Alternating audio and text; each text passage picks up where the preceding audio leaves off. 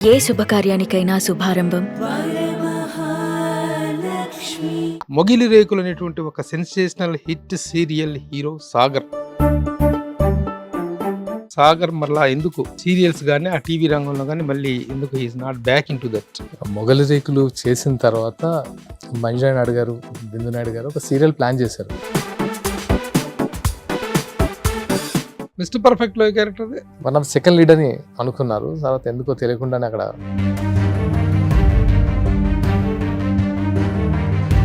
దిల్ రాజు లాంటి పెద్ద ప్రొడ్యూసర్ తీసుకున్నప్పుడు ప్రమోషన్ దొరకపోవటం ఏంటి? ఏదో వినపడుతుంది, ఏంటి నీ మూవీకి వేరే మూవీకి చాలా దగ్గరి.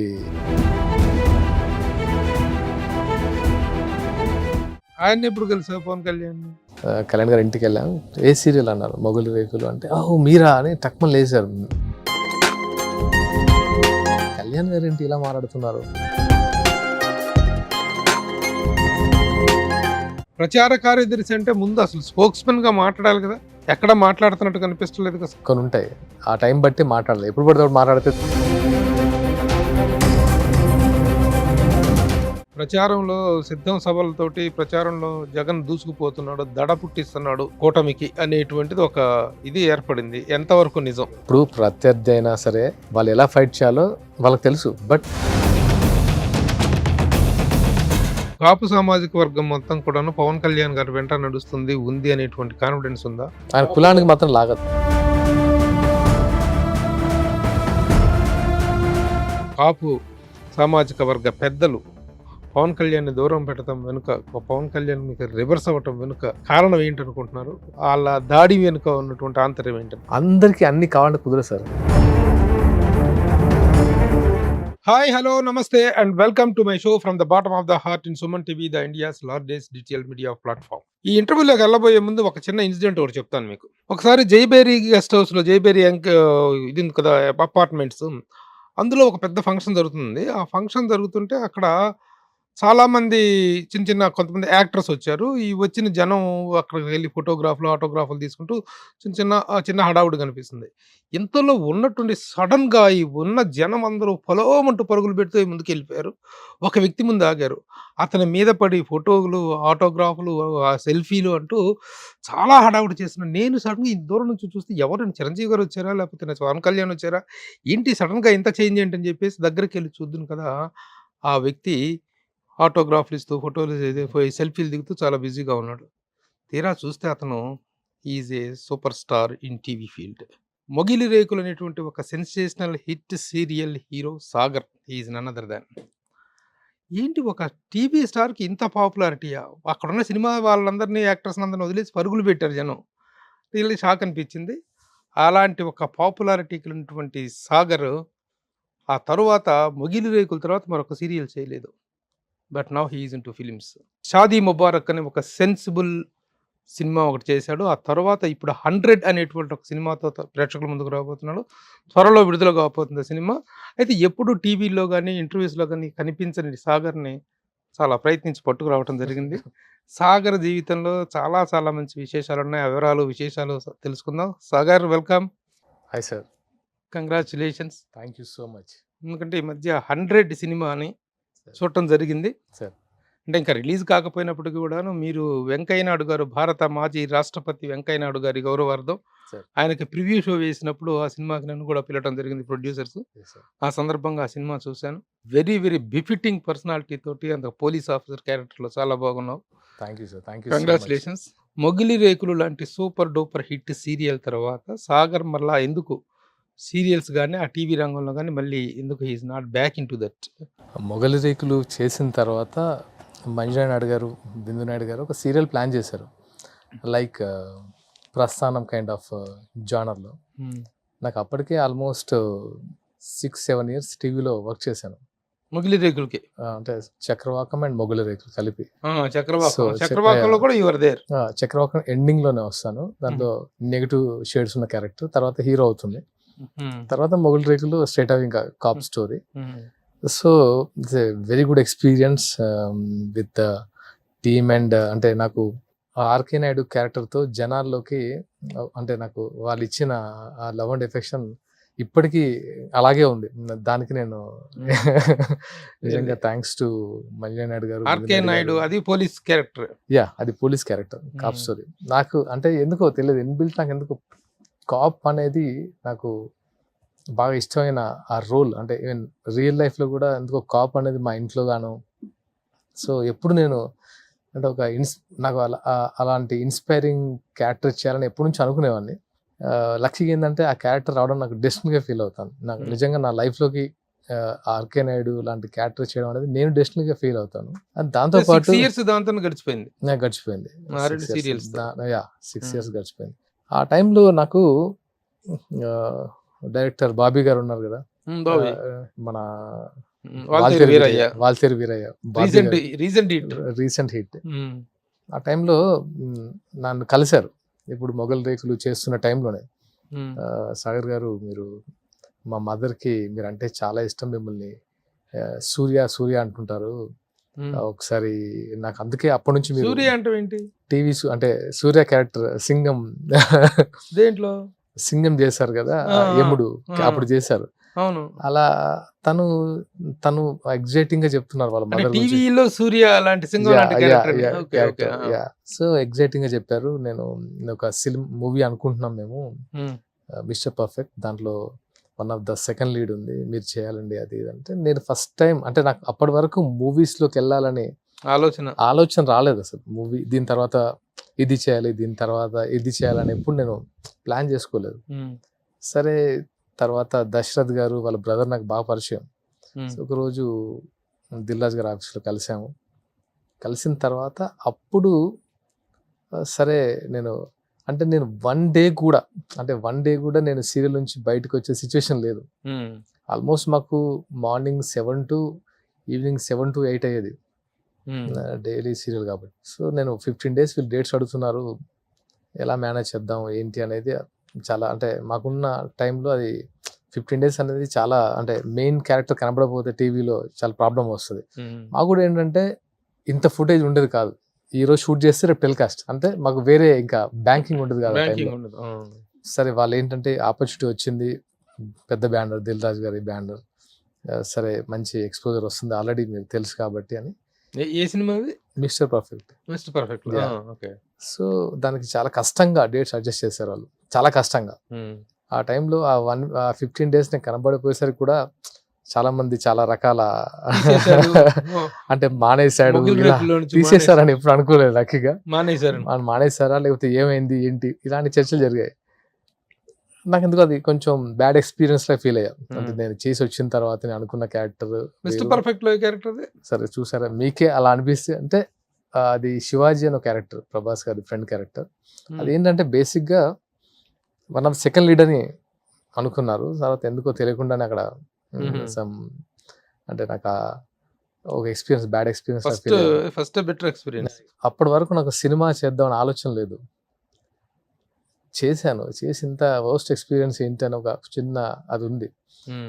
వచ్చిన వెంటనే ఇక్కడ మొగలి రేకులో జనరేషన్ చేంజ్, అంటే ఆర్కే నాయుడు కాస్త ఇంకొక జనరేషన్ షిఫ్ట్ అయిపోతున్నాం. ఏం లేదు, మళ్ళీ నిలబెట్టాలి ఇప్పుడు ఈ క్యారెక్టర్ అని అప్పుడు మున్నా క్యారెక్టర్ చేశాం వాళ్ళతో. అంటే అఫ్కోర్స్ ఇంకా సెకండ్ జనరేషన్ కూడా నేనే హీరో మున్నా క్యారెక్టర్తో. అది ఒక 3 years. మళ్ళీ 3 years తర్వాత మాత్రం నాకు అప్పుడు అనిపించింది ఇంకా సీరియల్స్ చేద్దాం. అంటే ఎప్పుడైతే ఆ ఎక్స్పీరియన్స్, బ్యాడ్ ఎక్స్పీరియన్స్ ఉందో ఇంకా సీరియల్స్ చేద్దాం, డెఫినెట్గా సినిమా చేద్దాం, కష్టమైనా సరే సినిమా చేద్దాం అనుకున్నాను.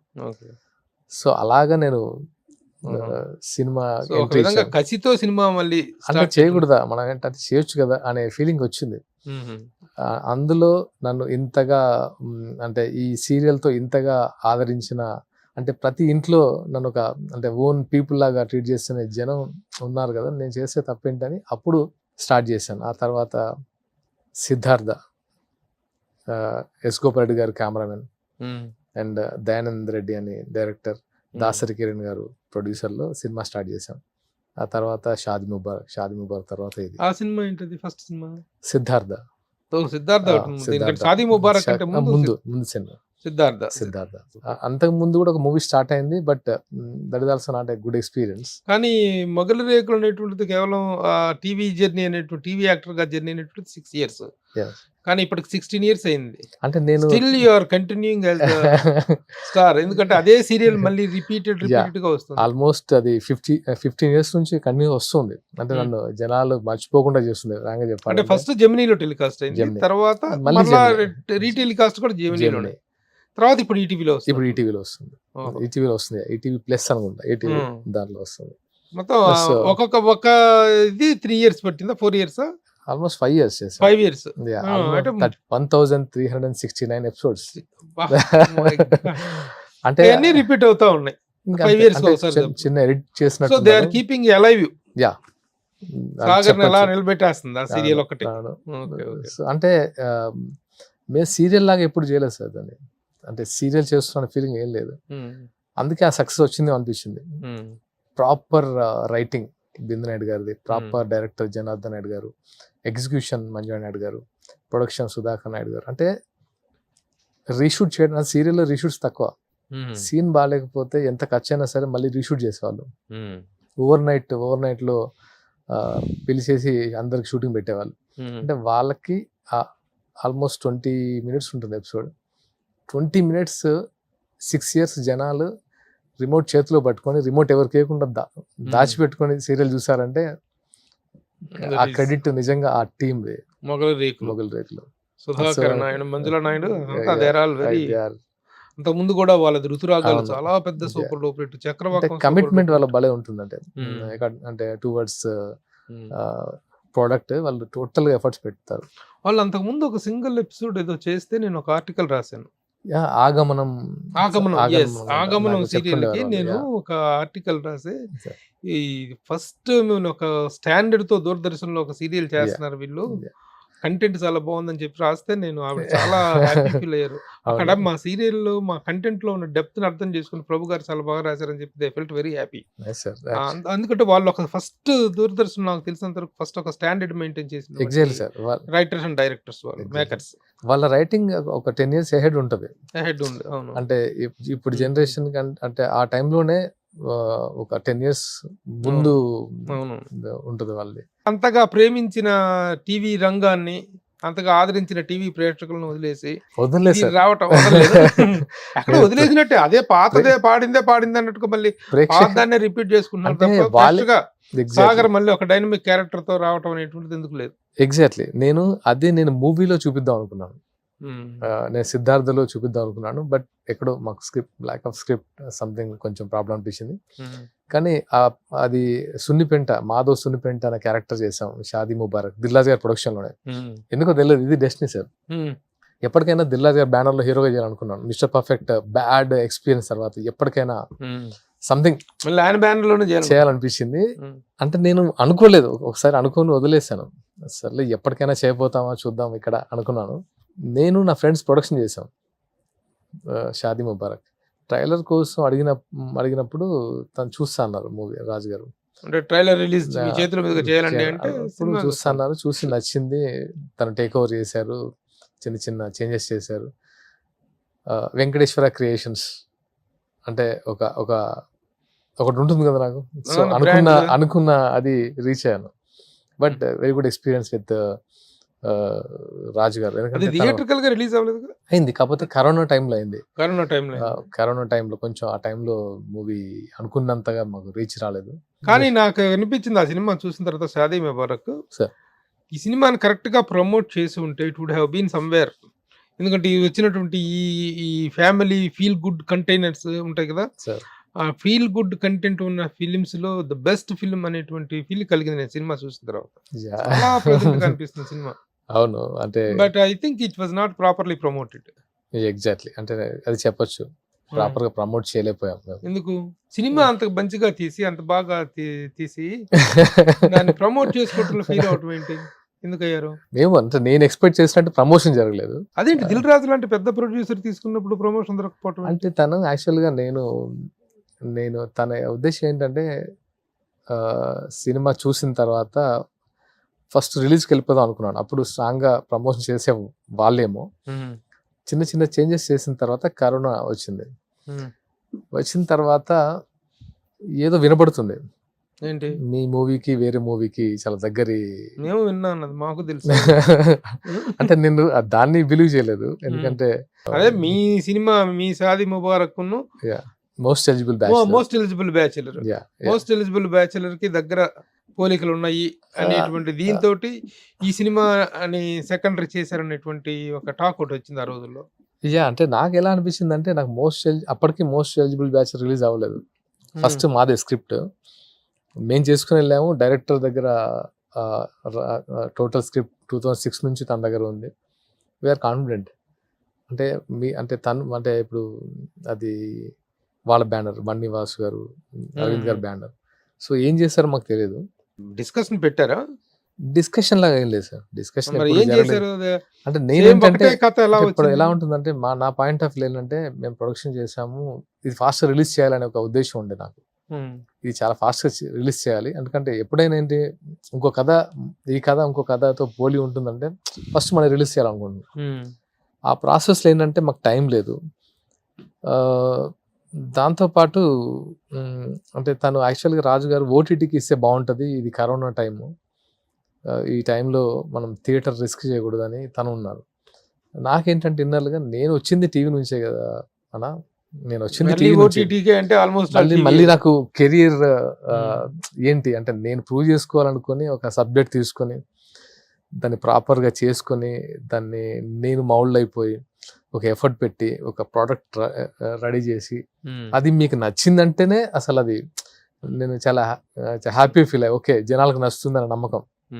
దిల్రాజు గారు మూవీ రిలీజ్ చేస్తున్నారు, దిల్రాజు గారు మూవీ చేస్తున్నారు అంటే తెలియకుండానే ఒక ఎక్స్పెక్టేషన్స్ ఉంటాయి, ఒక హైప్ వచ్చేస్తుంటుంది. దాంతోపాటు ఒక 50% కాన్ఫిడెంట్గా అంటే జనాలకి ఒక మంచి మూవీ చేస్తారని. సో అలాంటిది నేను ఓటీటీకి ఇవ్వాలని నాకు ఎందుకో నాకు దానికి నేను చాలా ఇబ్బంది పడ్డాను. అంటే కెరియర్ బిల్డ్ చేసుకున్న టైంలో సో నేను సీరియస్గా అంటే రాజంతో చెప్పాను, వెళ్ళిపోదామన్నా, రిలీజ్కి వెళ్ళిపోదాం, ఏదేమైనా సరే చూద్దాం.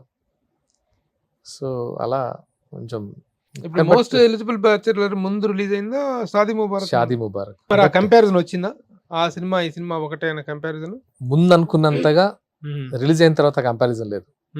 అంటే సంథింగ్ సరే, ఏదేమైనా ఒక మంచి సినిమా తీసి బెటర్ ఎక్స్పీరియన్స్, బిటర్ ఎక్స్పీరియన్స్ కంటే కొంచెం హర్టింగ్ అనిపించింది. అరే అంటే ఎండింగ్ వరకు వచ్చి అంటే మీకు ఒక సినిమా చేసుకొని దాన్ని రిలీజ్ చేసుకున్నాను అనేది చాలా ఇప్పుడున్న సిచ్యువేషన్ చాలా పెద్ద విషయం అది. అంటే దానికి కావాల్సిన కథ, దానికి కావాల్సిన ఆర్టిస్టు, దానికి కావాల్సిన ఫండ్స్, దానికి కావాల్సిన ఎఫర్ట్, టైము అలా తీసుకెళ్ళి అలా వెళ్తూ దిల్రాజు గారి లాంటి బ్యానర్లో పడడం అంతా ప్రాపర్గా వెళ్ళింది. ఆ లాస్ట్ ఎక్స్పీరియన్స్ కొంచెం హర్టింగ్ అనిపించింది. అంటే సరే ఇప్పుడు సినిమాల్లోకి రావాలన్న ఆశ దీంతోటి ఫస్ట్ సిద్ధార్థ చేస్తే అది చిన్న డిసప్పాయింట్ చేసింది. ఇదేమో అంతా బాగుండి చిన్న disappointment. Now you are coming with your third film, that is 100 కూడా చూడటం జరిగింది. అదే మన వెంకయ్యనాయుడు గారికి షో చేసినప్పుడు అంటే డైనమిక్ పోలీస్ ఆఫీసర్ క్యారెక్టర్ చాలా మంచి ఇది కనిపించింది. ఏంటి ఇది ఎలా సెట్ అయింది? అంటే ఇది స్టార్ట్ అవ్వడం కూడా కొత్తగా స్టార్ట్ అయింది. ఇది సుకుమార్ షాదీ ముబారక్ చేసే టైంలో నాకు సుకుమార్ గారు అంటే పరిచయము, కొంచెం క్లోజ్ అయ్యారు ఆ టైంలో. ఆ టైంలో నేను ఒక మూవీ చేశానని చెప్పాను. షాదీ ముబారక్ని సుకుమార్ గారు టైం తీసుకొని చూపించాను. ఎడిటింగ్ వర్షన్ తను ఎడిట్ చేశారు. ఇది రీషూట్ చేయండి, ఇది అంటే చాలా మంచి సీన్స్ మాకు మళ్ళీ అంటే తనకున్న ఎక్స్పీరియన్స్ మంచి సీన్స్ మేము చేసాము. That is a very good experience. ఆ టైంలో నేను నెక్స్ట్ చేద్దాం అంటే నాకు షాదీ ముబారక్ తర్వాత నాకు మూవీ చేయాలి, ఏం చేద్దాం అనుకున్న టైంలో నాకు ఈ జర్నీలో చాలా మంది పోలీస్ ఆఫీసర్స్ పరిచయం అయ్యారు. అండ్ దాంతోపాటు వాళ్ళతో మంచి రిలేషన్ ఉంది, అంటే రెగ్యులర్గా కలిసే రిలేషన్. సాయంత్రం నేను మొగల్ రేకుల నుంచి వచ్చి నేను చిక్కడపల్లిలో ఉండేవాడిని. చిక్కడపల్లి పోలీస్ స్టేషన్ ఏసీపీగా చక్రపాణి గారు అని ఉండేవారు. దాని బ్యాక్ సైడే నా హౌస్. సో రెగ్యులర్గా కలిసే వాళ్ళం, రెగ్యులర్గా మాట్లాడుకునే వాళ్ళం. ఎక్స్పీరియన్స్ విత్ క్రైమ్ గురించి, దాని గురించి ఎక్స్పీరియన్స్లు. అంటే నాకు మోర్ ఓవర్ సీరియల్తో పాటు బయట కూడా అవే వాళ్ళే ఫ్రెండ్స్ వల్ల చాలా ఎక్కువ తెలుసుకోవడానికి స్కోప్ ఉండేది. అలాంటి అతను ఒక రోజు ఏమైందంటే 2011 మిలియన్ మార్చ్ అని ఒకటి జరిగింది 2011 ఫిబ్రవరి 17th ఐ థింక్. రేపు మిలియన్ మార్చ్ జరుగుతుంది సాగర్, నువ్వు షూటింగ్ వెళ్తున్నావు కదా అటువైపు, ట్యాంక్ బండ్ మీద అంతా ఫుల్ క్రౌడ్ ఉంటుంది, నువ్వు వచ్చేటప్పుడు 6-7 వస్తావు కదా, ఇటువైపు నుంచి రాకు, చాలా ట్రాఫిక్ జామ్ ఉంటుంది, ఎందుకంటే తను ఇన్ఛార్జ్ అక్కడ డిఎస్పి ఏసీపీ. సో సరే ఓకే, నేను షూటింగ్ వెళ్ళాను, రిటర్న్ వచ్చేటప్పుడు తను కాల్ చేశాను, నేను అంకుల్ అని పిలిచాను, అంకుల్ అని ఇప్పుడు పిలుస్తుంటాను, ఫోన్ చేశాను. ఫోన్ చేస్తే తన ఫోన్ తన దగ్గర లేదు, ఏదో హాస్పిటల్లో ఉన్నారు సడన్గా అన్నారు. రవి హీలియర్స్ అని నా ఫ్రెండ్ వాళ్ళ హాస్పిటల్ అక్కడ ట్యాంక్బండ్ దగ్గర ఉంటుంది, ఆయన ఫోన్ లిఫ్ట్ చేశారు. అంకుల్ లేరా అంటే, లేదు అంకుల్ చాలా ఇంజూర్ అయ్యారు అదని చెప్పారు. అదేంటి, నన్ను వచ్చేటప్పుడు ఇటు రావద్దని చెప్పారు, అందుకే కాల్ చేశాను, ఇప్పుడు ఏంటి సిచ్యువేషన్ అంకుల్ అంటే, చాలా తల మీద చాలా దెబ్బలు తగిలాయి మిలియన్ మార్చ్లో అని చెప్పారు. సరే అని నేను షూటింగ్ అయిపోయింది కదా, అక్కడ వేరే రూట్ నుంచి హాస్పిటల్కి వెళ్ళేసరికి తను బ్లడ్ షెడ్తో ఉన్నారు. అంటే రెగ్యులర్గా కలిసే వ్యక్తి, చాలా క్లోజ్ పర్సన్. అంకుల్ ఏమైనా అంకుల్, ఏంటి ప్రాబ్లం ఏంటి, ఇంజూరీ ఏంటి మీకు అంటే, నా పోలీసు వాళ్ళకి ఇంజూరీ అవుతుంది ఏంటి అనేది నాకు ఎప్పుడు మైండ్లో లేదు. అది ఎక్కడో అయితే పర్లేదు, ఏదో యాక్సిడెంటల్గా, మిలియన్ మార్చ్లో అవడం ఏంటి అని అంకుల్ అడిగాను. అంకుల్ ఏంటి ప్రాబ్లం ఏంటి, ఎలా జరిగింది అసలు, ఎలా ఇంజూరీ అయింది, ఎవరు ఇంజూరీ చేశారు అంటే, లేదమ్మా మిలియన్ మార్చ్ స్టార్ట్ అయింది, అందరూ క్యాంపస్ స్టూడెంట్స్ చాలామంది అజిటేషన్ తెలంగాణ దాని గురించి చేస్తూ విగ్రహాలు ధ్వంసం చేశారు. ఆ టైంలో ధ్వంసం చేశారు. ఆ టైంలో ఆయన అక్కడ ఉన్నాడు, అంటే ఆ తెలుగు తల్లి ఫ్లైఓవర్ మీద ఆయన జీప్ ఉంది. ఈయన కొంచెం ఏదో సంథింగ్ ఏదో అన్నారు, వాళ్ళు అటాక్ చేశారు. అటాక్ చేసిన విధానం చెప్తే నేను కొంచెం ఏంటి డిస్టర్బ్ అయ్యా. మీ దగ్గర గన్ లేదు అంకుల్, మిమ్మల్ని మీరు సెల్ఫ్ డిఫెన్స్ చేసుకోలేపారు అసలు, అలా ఇంత సింపుల్గా, అంటే వెపన్స్ ఉంటాయి చుట్టూ, మీ వాళ్ళు ఉంటారు, పోలీసులు ఉంటారు, అది ఇది అని చెప్పి కొంచెం అడిగాను. ఇలాంటి సిచ్యువేషన్ జరుగుతుంది అనే నేను గన్ లాకర్లో పెట్టి వెళ్ళాను, ఎందుకంటే వాళ్ళు ఒక కాజ్ కోసం ఫైట్ చేస్తున్నారు. దాని ఒక్క బుల్లెట్ కూడా ఫైర్ అయినా నెక్స్ట్ చాలా ధ్వంసం అయ్యేది. ఆ ఛాన్స్ నేను తీసుకోలేదు. వాళ్ళ కాజ్ వాళ్ళది, వాళ్ళు దే ఆర్ నాట్ అంటే anti social elements, they are students. నేను గన్ ఫైర్ చేస్తే అది ఇంకొక లెవెల్కి వెళ్ళిపోద్ది. సో అంటే నేను అప్పుడు అనిపించింది, అంటే ఒక డిపార్ట్మెంట్లో ఉన్న ఒక పర్సన్ ఎలా ఆలోచిస్తాడు, ఎలాంటి సిచ్యువేషన్ ఫేస్ చేస్తాడు, తన మీదకి వచ్చినా సరే తప్ప వాళ్ళని డిస్టర్బ్ చేయకుండా, ఇదన్నీ ఆలోచించి అప్పుడు నేను ఇది ఆయన అడిగి తీసుకున్నాను. ఇది నేను తీసుకుని అక్కడ నుంచి 100 అనే సినిమా ఆ రోజు మొదలైంది, ఆ క్యారెక్టరేషన్తో ఒక మూవీ చేయాలని. సో ఆయన తర్వాత రెగ్యులర్ కలిస్తే తనతో, తన ఆఫీస్లో మేము పోలీస్ అంటే ఏం ఎక్స్పెక్ట్ చేస్తాం, గన్నులు, AK-47, డబుల్ బ్యారెల్ ఇవన్నీ అనుకుంటాం. ఒక భగవద్గీత ఉంటుంది, ఖురాన్ ఉంటుంది, బైబిల్ ఉంటుంది. తను వితౌట్ వెపన్, తను చూపిస్తాను, ఎప్పుడు భగవద్గీత శ్లోకాలు పంపిస్తుంటారు నాకు, ఖురాన్లో ఇట్లాంటిది ఉందని చెప్తుంటారు. అంటే పీపుల్ని సపోజ్ ఒక ఇష్యూ వస్తే పీపుల్ని గన్నుతో భయపెట్టకుండా సంథింగ్ వాళ్ళని మోటివేట్ చేసి, వాళ్ళు ఇప్పుడు హిందువులకు ఒకలాగా, ముస్లింలకు ఒకలాగా, క్రైస్తవులకు ఒకలాగా, ఇది కాదు కదా సొసైటీలో మనం ఎలా ఉండాలి, అలా ఒక ప్రీస్ట్ లాగా చెప్పేవారు. సో ప్రాబ్లమ్స్ చాలా సింపుల్గా సాల్వ్ చేశారు. చాలాసార్లు నేను చూశాను, సంథింగ్ ఇస్ డిఫరెంట్, అసలు క్యారెక్టర్ డిఫరెంట్గా ఉందనిపించింది. సో దాన్ని మెయిన్ క్యారెక్టరేషన్గా తీసుకొని, అంటే అంత తీసుకోలేదు, కొంతమంది ఇంకో 2-3 పోలీస్ ఆఫీసర్ చెప్పిన ఇన్సిడెంట్ని ఇలా చేసుకొని ప్లాన్ చేసుకుని చేశాను. ఇది అనుకోకుండా ఒకసారి ఇన్స్పిరేషన్ తీసుకున్నాను, అలా చేసింది 100. ఇది ఒకసారి నేను సుకుమార్ గారికి వాళ్ళ ఇంట్లో భోజనం చేస్తున్నప్పుడు చెప్పా, ఇలా అనుకుంటున్నా అంటే ఎక్స్ట్రాడినరీ ఉంది సాగర్, అసలు నేను ఎప్పుడు ఇలాంటివి కొత్తవి ట్రై చేయను. ఎప్పటి నుంచి తన కథ అడుగుతుండేవాడిని సుకుమార్ గారిని, నాకు ఎలాంటి కథ సెట్ అవుతుందనా, ఇలాంటి చెప్పండి మీరు, నేను చేయాలనుకుంటున్నాను నెక్స్ట్ అదంటే, మీ దగ్గర కథ పెట్టుకుని నన్ను అడుగుతామండి, ఇది చేయి చాలా బాగుందన్నారు. 3-4 days తర్వాత తను సైమా అవార్డ్స్కి ఎప్పుడు వెళ్ళారు ఫ్యామిలీతో. 4 days తర్వాత నాకు ఫోన్ చేశారు అక్కడ నుంచి, మలేషియా అక్కడ నుంచి ఫోన్ చేసి, ఆ కథ రిజిస్టర్ చేసావా అని అడిగారు. నన్ను హాంట్ చేస్తుంది ఆ కథ రిజిస్టర్ చేసావా అంటే, అప్పటి వరకు నేను చెప్పి మర్చిపోయాను, నాకు కథ రాయడం తెలియదన్నా అని చెప్పారు. 25 papers అది ఉంటుంది, నీకు నచ్చినట్టు నాకు ఏదైతే చెప్పావో అది పేపర్ మీద పెట్టేసి చెప్పి రిజిస్టర్ చేసి అన్నారు. సో అలా ఆ కథని రాసి రిజిస్టర్ చేసి సంథింగ్ అనుకున్నప్పుడు అలా యాక్చువల్ అది అక్కడే చేయాలి. సంథింగ్ ఆ పుష్ప ఆ టైంలో నాకు బిజీగా ఉండడం. సుకుమార్తో ఎలా పరిచయం? సుకుమార్తో అంటే ఇండస్ట్రీలో ఉన్నాము. నన్ను ఆది పినిషెట్టి క్యారెక్టర్ గారికి అనుకున్నారు రంగస్థలంలో. దీనికి రంగస్థలంలో ఆది పినిషెట్టి గారి క్యారెక్టర్ ఉంది కదా, రామ్ చరణ్ గారి బ్రదర్, రామ్ చరణ్ నాకు కాల్ చేశారు మేనేజర్ సంథింగ్, మీరు ఆఫీస్కి రమ్మంటున్నారు అంటే సరే ఓకే. తర్వాత మళ్ళీ చెప్తా ఉన్నారు. ఇలా ఇలా ఒక 4 times అయింది. తర్వాత సుకుమార్ గారు కలిసినప్పుడు చెప్పారు, నేను అనుకున్నాను మిమ్మల్ని క్యారెక్టర్, అప్పుడు ఎందుకో సెట్ అవ్వలేదు అంటే సరే ఓకే. అలా పరిచయం అయింది. ఈలోపు నాకు కామన్గా వాళ్ళ ఫ్యామిలీ ఫ్రెండ్స్, కామన్ ఫ్రెండ్స్ ఉన్నారు. అలా కొంచెం ఆ క్యారెక్టర్ అనుకున్నప్పటి నుంచి పరిచయం. సరే ఓకే. ఇప్పుడు ఆయన దీంతో ఇన్స్పిరేషన్ తో ఈ కథ తయారు చేసుకున్నారు. అంటే ఆ ఇన్సిడెంట్ ఒకటి, రియల్ పోలీస్ ఆఫీసర్ ఇన్సిడెంట్స్ ఒకటి, అవన్నీ రాసి పెట్టాను. అది నా ఇప్పుడు డైరెక్టర్ ఉంది కదా, 100 డైరెక్టర్. ఈ 100 డైరెక్టర్ పేరేంటి? శశిధర్. ప్రొడ్యూసర్స్ నా ఫ్రెండ్స్, వేరే ఫ్రెండ్స్, సుధాకర్ గారు అండ్ రమేష్ గారు, వెంకీ గారు అండ్ తారక రామన్. మ్యూజిక్ ఎవరు చేశారు? హర్షవర్ధన్ రామేశ్వర్, యానిమల్ చేశారు కదా, యానిమల్ చేసిన మ్యూజిక్ డైరెక్టర్. అండ్ శ్యామ్ గారు కెమెరామెన్, శ్యామ్ కే నాయుడు గారు కెమెరామెన్. ఆర్ట్ డైరెక్టర్ చిన్న గారు, very good technicians.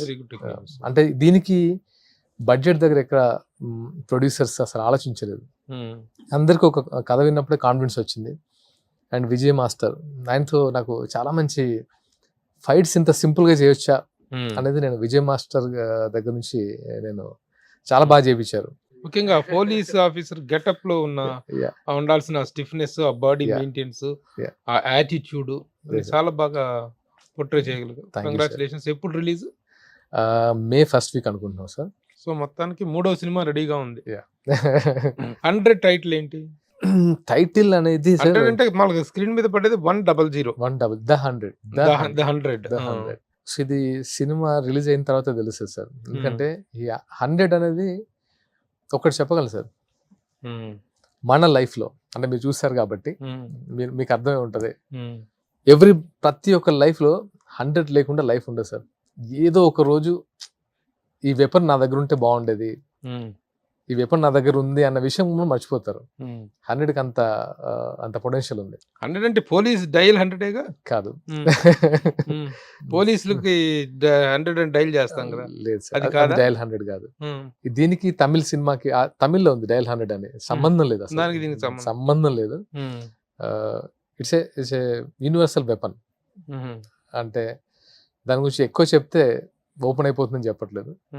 But especially అంటే ఇప్పుడు చూస్తున్నాం కదా సార్, ఇంటి నుంచి అడుగు తీసి బయట పెడితే ఎలాంటి సిచ్యువేషన్స్ ఫేస్ చేస్తాము. ఆఫీస్కి వెళ్తాము, బిజినెస్ చేస్తాం, అంటే మేల్ అయినా ఫీమేల్ అయినా, ఇంట్లో కూర్చున్నా కూడా ఈ ఫోన్ ఉంటే, ఈ ఫోన్తో మన లైఫ్ మన సేఫ్ అనుకుంటాం, కానీ సేఫ్ కాదు. ఇది ప్రతిదీ ఎక్కడో దగ్గర స్టోర్ అయ్యి మన లైఫ్ ను ఓపెన్ చేసి పెడుతుంది. సో అది that is the concept. Okay. టీవీలో చాలా అద్భుతమైనటువంటి రెస్పాన్స్ ఉన్న టైంలో సినిమాల్లోకి వచ్చేసి సినిమాలు చేయాలనే పట్టుదలతో, సినిమా హీరోగా స్టాండ్ అవ్వాలన్నటువంటి పట్టుదలతో you have come out. So third venture ఇది. అద్భుత విజయాన్ని సాధించాలి. ఎందుకంటే సినిమా కూడా బాగుంది. నేను యాక్చువల్గా ఏంటంటే, నేను ఆ రోజు వెంకయ్య నాయుడు గారి దగ్గరికి వెళ్ళినప్పుడు, అంటే ఆ ధైర్యం ఎందుకు వచ్చిందంటే, మన కాన్సెప్ట్ మీద మనకున్న దమ్ము. ఫస్ట్ థింగ్, ఆయన ఉపరాష్ట్రపతి, మాన్యశ్రీ వెంకయ్య గారు, అలాంటి వాళ్ళతో రిలీజ్ చేయించాలంటే ఫస్ట్ ఆయనకు తెలియాలి సినిమా ఏంటో. వెళ్ళి అడిగాం, మీలాంటి వాళ్ళు చెప్తేనే దీనికి ఒక ఎక్స్పోజర్ ఉంటుంది, పరిచయం ఉంది. అంటే తను సినిమా కాన్సెప్ట్ ఏంటన్నారు. కాన్సెప్ట్ ఏం లేదు సార్, మీరు సినిమా చూడండి, నచ్చితేనే దీని గురించి మీరు మాట్లాడండి, దీన్ని నలుగురికి మీకు ప్రమోట్ చేయండి అని చెప్పాను. అంత కాన్ఫిడెంట్ గా చెప్పేసరికి తను సరే, నేను పెన్ డ్రైవ్ ఇద్దాం అనుకున్నాను, షో ఏమని చెప్పారు. సరే షో వేసాం. అది ఆ ఎక్స్పీరియన్స్ ఎలా మాట్లాడారో మీకు తెలుసు. అవును. సో చాలా ట్వీట్ గొప్పగా అంటే మాట్లాడారు సినిమా గురించి. గొప్పగా మాట్లాడారు. ట్వీట్ కూడా చేశారు. నేను అవును. ఎక్స్పెక్ట్ చేయలేదు. అవునవును. ట్వీట్ కూడా చేశారు. ట్వీట్ కూడా అంతే. చేశారు. సో అది ఒక అంటే సినిమాకే కాదు, అంటే మంచి సినిమా చేస్తే మనకి ఎలాంటి రెస్పాన్స్ స్ట్రెంత్ వస్తుందో, వస్తుంది ఎలాంటి అనేది ఇది వస్తుందో. అనిపించింది. నేను కూడా పర్సనల్ గా సినిమా చూశాను కాబట్టి చాలా నచ్చింది కాబట్టి Thank you, ఇప్పుడు sir. మన ఇంటర్వ్యూ జరుగుతుంది. Thank you. ఓకే. సాగర్‌తో మాట్లాడాలంటే చాలా సాగరం అంత అనుభవాలు ఉన్నాయి. దగ్గర కొన్ని ఫోటోలు ఉన్నాయి నా దగ్గర. ఆ ఫోటోలు చూపిస్తా. ఏ ఫోటో ఏంటి? ఎప్పటిది? Yeah. ఆ అకేషన్ ఏంటి? ఆ వ్యక్తులతో ఎలాంటి పరిచయం? అవన్నీ ఒకసారి నాకు Yeah. చెప్పాలి. బావుంటుందా? Okay. Play the photos please. ఎవరు? ప్రభాస్. అక్కడ ప్రభాస్ గారు అండ్ ఇది ఆస్ట్రేలియాలో సిడ్నీ, అదే మ్మ్. Shooting mister perfect. Mister perfect shooting. ఈ ఎక్స్పీరియన్సే కొంచెం నాకు, నేను మ్మ్. మూవీలోకి అసలు నాకు సినిమాలో గుర్తుపట్టేలాగా లేదు క్యారెక్టర్ ఏంటి దాంట్లో చేసింది మిస్టర్ పర్ఫెక్ట్ లో? ఫ్రెండ్స్ లో ఏంటంటే తనకు డిఫరెంట్ ఒపీనియన్ ఉంటుంది లవ్ మీద. ఫస్ట్ నుంచి శివాజీని ఫాలో అవుతుంటాడు క్యారెక్టర్. తర్వాత వాళ్ళిద్దరి మధ్య సంథింగ్ ప్రాబ్లం వచ్చి, ఒక ఆ అమ్మాయికి మీకు మధ్య ఒక చిన్న సయోధ్యలు అంటే అండర్స్టాండింగ్ లాంటిది ఇస్తాడు, అదేనా? అవును మీరు రియలైజ్ అవుతారు. నేను రియలైజ్ అవుతాను లాస్ట్ కి. రియలైజ్ అయ్యి అవును. లవ్ పట్ల రియలైజ్ అవును. అవుతారు. Okay okay okay. సో మనం మనలాగా ఉండాలి, ఇంకోలాగా ఉండకూడదని. Okay next. ఓ పాపా బాబా. యా, వీర్ వియాన్ బాబు, Aira, she my wife Soundarya. Arrange మ్యారేజా లవ్ మ్యారేజా? Arrange come love. Arrange love come marriage. ఎక్కడ ఏంటి తనేంటి వాళ్ళ బంధువుల అమ్మాయా బయట పేరెంట్సా? యా, మా ఫాదర్ మదర్. నాన్నగారు ఏం చేసేవారు? కోల్ మైన్స్ ఉంది కదా, దాంట్లో జాబ్ అండ్ చాలా బిజినెస్ ఉండేవి మాకు, అండ్ ఫార్మింగ్. ఇప్పుడు బాగా సౌండ్ పార్టీయా? బాగా వెల్ ఆఫ్ ఫ్యామిలీనా? మంచి ఫ్యామిలీ, డబ్బు బాగా అంటే ఓకే పోయేంత. ఎక్కడ ఏ ఏరియా నేటివ్ ప్లేస్? మాది రామగుండం, కరీంనగర్ డిస్ట్రిక్ట్. రామగుండం. మీకు గోదావరి కనే ఐడియా ఉంటుంది. సో మా ఫాదర్ వాళ్ళు కొంచెం ఎస్టాబ్లిష్డ్ ఫ్యామిలీ అండ్ వెల్ అంటే మా తాత వాళ్ళ దగ్గర నుంచే వాళ్ళు బాగా వెల్ ఆఫ్ ఫ్యామిలీ. అంటే యాక్చువల్ గా టీవీ సీరియల్స్ లోనో సినిమాలను సంపాదించాల్సిన అవసరమే లేదు, ఉన్నారు వెల్ ఆఫ్. అప్పుడంత వెల్ ఆఫే. అంటే ఇది ఒక పెద్ద, ఇప్పుడు ఒక సింగిల్ ఎపిసోడ్ లో చెప్పలేని లైఫ్ అది. చాలా ప్రాబ్లమ్స్ ఫేస్ చేశారు. అంటే తను అంటే కమ్యూనిజం ఎక్కువ వెళ్ళిపోయేసరికి, అంటే వెళ్ళిపోయారు తను. నాన్నగారు కమ్యూనిస్ట్ బ్యాక్ డ్రాప్ ఉందా? Back drop. తను బాగా సాక్రిఫైస్ చేశారు లైఫ్ నా గురించి. సో అదొకటి చెప్పగలను. తర్వాత కమ్యూనిస్ట్ ఉద్యమాల్లో బాగా యాక్టివ్ రోలా? కమ్యూనిస్ట్ ఉద్యమాల్లో యాక్టివ్ రోలు. దాన్ని అంటే ఇన్సిడెంట్స్ తను ఎలా తీసుకెళ్ళాయంటే మావోయిజం వైపు తీసుకెళ్ళాయి. ఓహో. అంటే ఆయన అనుకున్నది వేరు, సొసైటీ కోసం ఆయన అనుకున్నది వేరు. అంటే అప్పుడున్న పొలిటికల్, అప్పుడున్న పోలీస్, అప్పుడున్న ఇదంతా ఆయన ఇంకొక రూట్ తీసుకెళ్ళాయి. అంటే తెలియకుండానే, అంటే ఎప్పుడు ఆయనకు అది ఇంట్రెస్ట్ తక్కువ, కాకపోతే ఏంటంటే వెళ్ళాల్సిన సిచ్యువేషన్ అది. సో తను కొంచెం స్ట్రగుల్ బాగా ఫేస్ చేశారు. అయితే చాలా కేసులు కూడా ఉంటాయిగా మావోయిస్టులకు సంబంధించినటువంటి.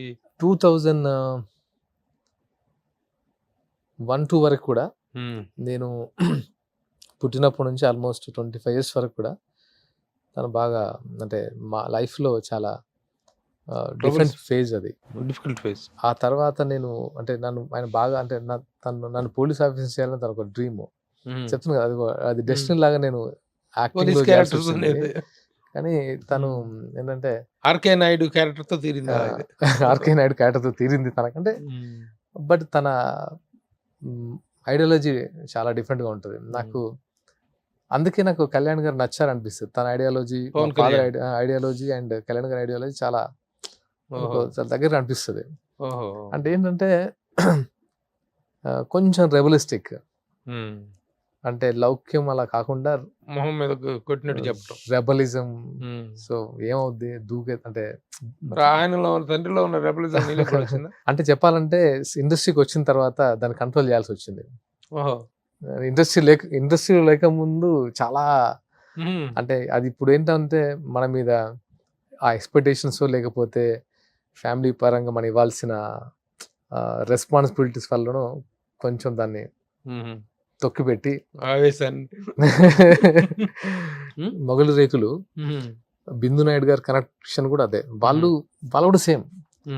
అంటే మంజునాథ్ నాయుడు గారు వేరు, వాళ్ళ సిస్టర్ బిందు నాయుడు గారు అండ్ వాళ్ళ హస్బెండ్ బాలాజీ గారు దే ఆర్ లైక్ ప్రో కమ్యూనిస్టులు. వాళ్ళ ఇంటికి గద్దర్ ఇలాంటి, ఇప్పుడు మాకు కూడా గద్దర్ గారితో ఉండే ఫోటోలు కూడా ఉన్నాయి.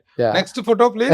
ఇది వెంకయ్య నాయుడు గారు మొన్న ఇన్వైట్ చేసినప్పుడు వెంకయ్య నాయుడు గారి వైఫ్ అండ్ ఆ బర్త్డే రోజు. నాకు ఈ ప్రొడ్యూసర్ ఉన్నారు కదా నా ఫ్రెండ్, అంటే ఇప్పుడు 100 producer, one of the producers Ramesh గారు. రమేష్ గారి రిలేటివ్స్ అనమాట. రమేష్ గారికి వెంకయ్య నాయుడు గారు రిలేటివ్స్. అండ్ రమేష్ గారు like one of the closest friend to me, అంటే ప్రొడ్యూసర్. నెక్స్ట్ మెగాస్టార్ చిరంజీవి గారితో ఇది మొన్న పద్మ విభూషణ్ వచ్చినప్పుడు నేను, ఇది కొంచెం పాజ్ చేయండి నేను చెప్తాను. అసలు దీనికి ఒక హిస్టరీ ఉంది యాక్చువల్ గా, ఈ హిస్టరీని చెప్పాలి. నేను స్కూలింగ్ అంతా వేరు సార్, నాది స్కూలింగ్ అంతా ఎన్టీపీసీ FCAలో. స్కూల్ తర్వాత చిన్మయ విద్యాలయ, అది ఒక డిఫరెంట్ ఎపిసోడ్. మాకు అది చెప్తాను, ఆ స్కూలింగ్ డిఫరెంట్. ఆ తర్వాత నేను కాలేజ్ అంతా గుంటూరుకి వెళ్ళిపోయాను, సిద్ధార్థ కాలేజ్. మీకు ఐడియా ఉంటుంది, చిన్నకొండ్రుపాడులో. లాంగ్ టర్మ్ కి వచ్చేసి గౌతమ్ విజయవాడ. సో సింపుల్ గా చెప్పేస్తాను, మాకు తెలంగాణ అంటే సార్ హీరో అంటే చిరంజీవి గారు ఒకరే. ఇంకా అంటే బై డిఫాల్ట్ చిరంజీవి గారు తెలంగాణలో, అంటే అది అప్పటి నుంచి ఉండేది. ఇప్పుడైనా చాలా అంటే చేంజెస్ వచ్చాయేమో కానీ అందరు యాక్సెప్ట్ చేయడం. అప్పుడు చిరంజీవి గారిని తప్ప వేరే వాళ్ళు యాక్సెప్ట్ చేసే వాళ్ళే కాదు. మేము కాలేజీకి వెళ్ళాం సార్, విజయవాడలో. ఇది ఇన్సిడెంట్ 1997, మీకు ఐడియా ఉంటుంది సార్. స్టార్ క్రికెట్ ఆడారు చిరంజీవి గారు, బాలకృష్ణ గారు, వెంకటేష్ గారు, నాగార్జున గారు, లాల్ బహదూర్ స్టేడియంలో ఆడారు. మాకేంటంటే మాకు అప్పుడు మెస్ లో ఒక టీవీ అరేంజ్ చేసేవారు. ఇలా పెద్ద మెస్ ఉండేది, ఇంత పెద్ద టీవీ అరేంజ్ చేసేసి చేస్తారు. అది కామన్ హాస్టల్లో. చిరంజీవి గారి ఫ్యాన్స్ అంతా ఇలా ఒక రో, అంటే అంటే బై డిఫాల్ట్ తెలంగాణ మొత్తం ఒక వైపు, ఆంధ్ర అండ్ స్టూడెంట్స్ అంతా ఒక వైపు. ఉద్యమం అప్పట్లో మీ దగ్గర అసలు తెలియకుండా, అంటే తెలియదు కూడా సార్, అసలు తెలియకుండా గుంటూరులో, విజయవాడలో ఆంధ్ర స్టూడెంట్స్, తెలంగాణ స్టూడెంట్. మాకు అసలు తెలియదు కూడా తెలియదు. అంటే తెలంగాణ స్టూడెంట్స్ లో ఎక్కువ భాగం చిరంజీవి గారి ఫ్యాన్స్ అంతే. ఇంకా చిరంజీవి గారు తప్ప వేరే ఫ్యాన్స్ లేరు. సో మేము అడిగాను, రిక్వెస్ట్ చేస్తాం సార్, ఈ స్టార్ క్రికెట్ చేస్తున్నారు, మాకు లైవ్ ఇవ్వండి, మాకు టీవీ అరేంజ్ చేయండి అంటే చౌదరి బాబు గారిని అరేంజ్ చేశారు. సర్లే పిల్లలు తర్వాత చిరంజీవి గారు వస్తారు అంటే, చిరంజీవి గారు స్టేడియంలోకి ఎంటర్ అవుతున్నాను కానీ ఇక్కడ టాప్ లేచిపోయింది, అరుపులు. ఎక్కడ స్టేడియంలో కాదు, ఈ మెస్సులో అందరూ ఇలా ఒక్కసారి వేస్తే ఇక అరుపులు మొదలు పెట్టేసరికి అసలు అక్కడ డైరెక్టర్కి ఏం జరుగుతుందో తెలియదు, ఆ రేంజ్ లో జరిగింది.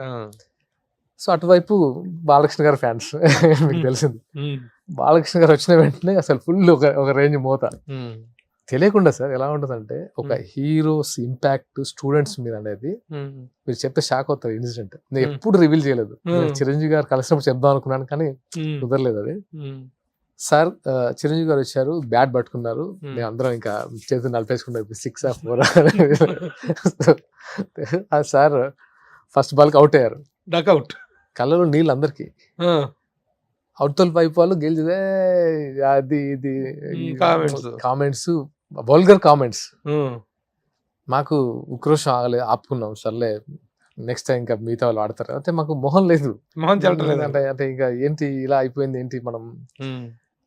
తర్వాత బాలకృష్ణ గారు వచ్చారు, ఆయన బై డిఫాల్ట్ క్రికెటర్, అంటే ఆల్రెడీ క్రికెట్ లో అనుభవం ఉంది. అజారుద్దీన్ గారు వాళ్ళంతా ఒక టీం, ఇదంతా ఫ్రెండ్స్ కుమ్మేస్తున్నారు. ఇంకా వాళ్ళు అసలు అవతల బ్యాచ్ రెచ్చిపోతున్నారు. మాకేం అర్థం కాలేదు. అంటే ఆ ఉక్రోషం తట్టుకోలేక అలా టీవీని తీసుకెళ్ళి ఇసేసాం. ఇంకా రెండు గ్రూపులు కొట్టుకుంటే సార్, టీవీ బద్దలు. నెక్స్ట్ ఆ టీవీ బద్దలైన దాంట్లో ఎందుకురా టీవీని బద్దలు కొట్టారు, వాళ్ళేంటి మా బాలయ్య బాబు కొడుతుంటే మీరేంట్రా టీవీ. మాకు అవుట్ అయిన బాధలో ఉన్నాం, ఆయన ఫుల్ ఎగ్జైటింగ్ లో ఉన్నారు. కొట్టుకుంటే సార్ 2 గ్రూపులు ఫస్ట్ టైం నేను ఇలా కూడా కొట్టుకుంటారా రీజన్ లేకుండా అసలు. అంటే అందరికి స్టిచ్చింగ్లు, స్టాబ్లు. అక్కడ నుంచి మమ్మల్ని సస్పెండ్ చేశారు. ఎందుకంటే టీవీ పగలగొట్టింది మేము కదా. ఇంటికి పంపించారు, పేరెంట్స్ పిలిపించారు, ఇక్కడ నుంచి అలా చేయం. ఆ గొడవ కాస్త ఏమైందంటే సార్, నువ్వు ఆంధ్ర, నేను తెలంగాణ, అలా ఒక బాలకృష్ణ. అప్పుడు పెద్దన్నయ్య మూవీ రిలీజ్ అయింది, హిట్లర్ మూవీ రిలీజ్ అయింది. ఏ సినిమా రిలీజ్ అయినా కొట్టుకునే వాళ్ళం. అలా నిజంగా చెప్పండి సార్, మా స్టడీస్ అనేది ఒక్కరోజు కూడా మేము బుక్ పట్టింది లేదు.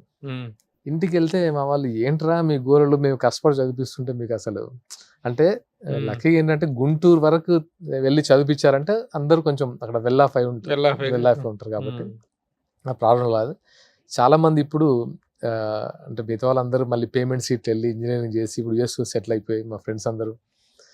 అసలు అది ఎంత చిరంజీవి గారి కోసం అసలు రక్తపాతం అసలు అది. మరి అలాంటి చిరంజీవి గారిని ఫస్ట్ టైం ఎప్పుడు కలిసి అంటే సార్ నాకు అదే అనిపిస్తుంది సార్. నేను ఎప్పుడు ఇండస్ట్రీకి వద్దాం అనుకోలేదు, అప్పుడు కూడా అనుకోలేదు.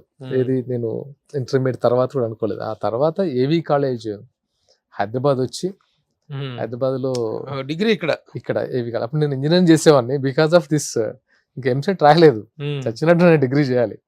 అండ్ మా ఫ్యామిలీ కూడా ఇంకా నేను దూరం వెళ్ళే సిచ్యువేషన్ లేదు అప్పుడున్న సిచ్యువేషన్లో. సో డిగ్రీ ఇక్కడే చేసాము. అప్పుడు మాధు ఫిల్మ్ ఇన్స్టిట్యూట్లో ఒక ఫ్రెండ్ పరిచయం అయ్యి ఇన్స్టిట్యూట్కి తీసుకొచ్చేసి నువ్వు కూడా చేయొచ్చు కదా, అలా అలా అలా అలా తెలియకుండానే నేను దీంట్లో ఎంటర్ అయ్యాను. తెలిసి అసలు ఆ సీరియల్ చక్రవాకం ఫస్ట్ సీరియల్ దాంట్లోకి ఎలా ఎంట్రన్స్? లైక్ ఫొటోస్ అంటే అడిగేవాడిని, యాక్టర్ కావాలని ఇంట్రెస్ట్. యాక్టర్ అయితే ఎలా ఉంటుంది అనిపించింది అంతే. ఇప్పుడు నా ఫ్రెండ్స్ ఉన్నారు అందరూ, ఏంట్రా నువ్వు కొత్త ఫీల్డ్ ఏదో మరి మనకు సంబంధం లేని ఫీల్డ్, నువ్వు అందరూ ఏంటంటే ఎంఎస్సి కంప్యూటర్స్, ఇప్పుడు అందరూ శాంసంగ్ ఏఐలో అంత మంచి పొజిషన్లో ఉన్నారు, నువ్వేంటి అసలు ఈ గోల్ ఏంట? అప్పుడు ఇండస్ట్రీ అంటే లేదురా ఏదో కొత్తగా అనిపిస్తుంది, ఏదో అట్రాక్ట్ చేస్తుంది అని చెప్పేవాళ్ళం. ఎవరికి కాన్ఫిడెన్స్ లేదు. నాకు కూడా ఏంటంటే కాన్ఫిడెన్స్ ఏం లేదు సార్. చూద్దాం ఒకసారి అంటే ఈ ఫీల్డ్ ఏదో అంటే మనకు తెలియని ఒక వరల్డ్ కొత్తగా అనిపించింది. అలా ట్రై చేస్తున్న టైంలో చక్రవాకం కంటే ముందు ఇంక ఈ ఫీల్డ్ వర్కౌట్ అవ్వదని ఆపేసి నేను టెస్టింగ్ నేర్చుకుని జాబ్ ప్రిపేర్ అవుతున్నా. ఆ టైంలో నా ఫ్రెండ్ వాళ్ళు కంపెనీ ఫిలిం సిటీ తీసుకెళ్ళింది వాళ్ళని ఒక మెర్జింగ్లో. నన్ను కూడా తీసుకెళ్లారు. అంటే నేను ఆ నెక్స్ట్ ఆ కంపెనీలో నేను జాబ్ ఫిలిం సిటీ వెళ్ళిన వెంటనే మనకేంటి, వాళ్ళేమో పార్టీములు ఉన్నారు, మనమేమో ఎక్కడ షూటింగ్ జరుగుతుంది, ఎక్కడ ఉంది ఏంటి అని మనం అలా వెతుకుతున్నాం తెలియకుండా. November 14th మేము వెళ్ళాము. 15th మంజులా నాయుడు గారు కాల్ చేశారు, సాగర్ అప్పటికి ఆమె దగ్గర అంటే ట్రై చేశా ఇంకా ఎనఫ్ అని. అంటే నేను ఇంకా కలిసి ఇంకా రాదనుకున్నా. సాగర్ వస్తారా, ఆఫీస్కి వస్తారా, ఇది ఒక క్యారెక్టర్ ఉంది, how long it's go I don't know but it's a good character అంది. ఇప్పుడేంట్రా ఎలాగూ జాబ్కి ఇవ్వని ఇంట్లో ఇంకా టైంలో నా ఫ్రెండ్ చెప్పా, వాడే నాకు టెస్టింగ్ అవి నేర్పించాడు, శ్రీనివాస్ రెడ్డి అని. వాడు షాదీకి ప్రొడ్యూసర్, వాడు వన్ ఆఫ్ ద ప్రొడ్యూసర్. అంటే అంతా చిన్నప్పుడు ఫ్రెండ్స్.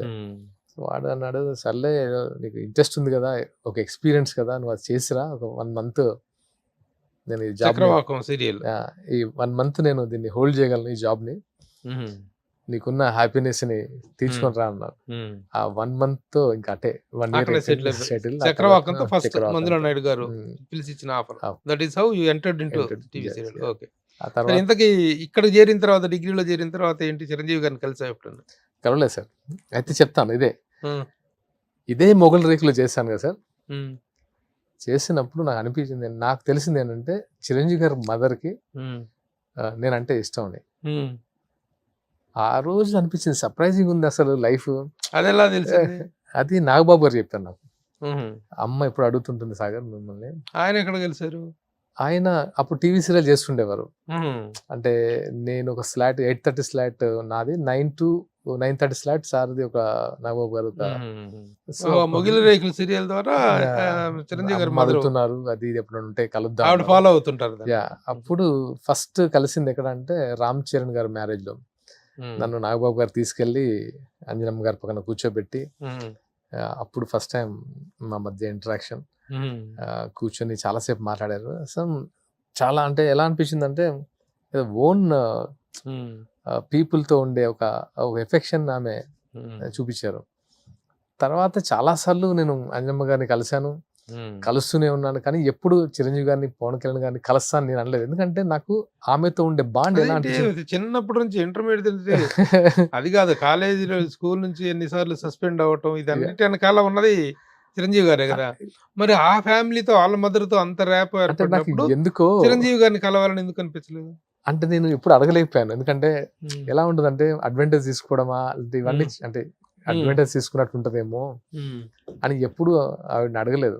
అండ్ నాకు కూడా ఏంటంటే చిరంజీవి గారి మదర్తో ఉన్న బాండ్ని కళ్యాణ్ గారు బయటకు చెప్పేంత వరకు నేను ఎప్పుడు బయట చెప్పలేదు. ఓహో. పవన్ కళ్యాణ్ గారు ఆయనగా మా అమ్మ అని ఆయన బయటకు రిలీజ్ చేసిన తర్వాత నేను అప్పుడు, ఎందుకంటే ఆయన ఎప్పుడు కలిసావు పవన్ కళ్యాణ్? అదొక స్టోరీ. అది అంటే ఇది అనుకోకుండా ఇదంతా ఏది నేను ప్లాన్ చేసుకొని కలవాలని అనుకోలేదు, కానీ కలవాలని ఇష్టం ఉండేది కళ్యాణ్ గారిని కలవాలని. ఎందుకంటే నాకు గద్దర్ గారు పరిచయం. కాదు, పవన్ కళ్యాణ్ గారితో ఒక ఫోటో ఉంది, I want to play that.